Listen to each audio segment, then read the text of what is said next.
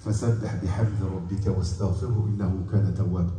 هذا يوم نصر ويوم فتح، عندما نرى هؤلاء الأطهار، القلوب النقية التقية تقبل على دين الله. ما أفضلها وما أجملها من لحظة لأن يهدي الله بك رجل واحد خير لك من الدنيا وما فيها. وهذه ثمرة من ثمرات هذه البلد ووجودنا في هذه البلد إن شاء الله تعالى بإذن الله، مع مسؤول المسجد أخونا محمد شيد إن شاء الله. أشهد أن لا إله إلا الله وأشهد أن محمدا رسول الله. الله أكبر.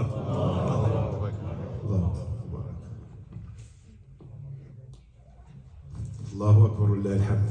الله أكبر ولله الحمد. جزاكم الله خير وبارك الله فيكم يا إخواني. نسلم عليه إن شاء الله يا إخواني حتى نرفع معنوياته إن شاء الله يا إخواني. الأمة موجودة لمن يريد بإذن الله تعالى أن يتبرع لأهلنا في فلسطين إن شاء الله، ومن يريد في المساء أيضا وفي أي وقت مع إدارة المسجد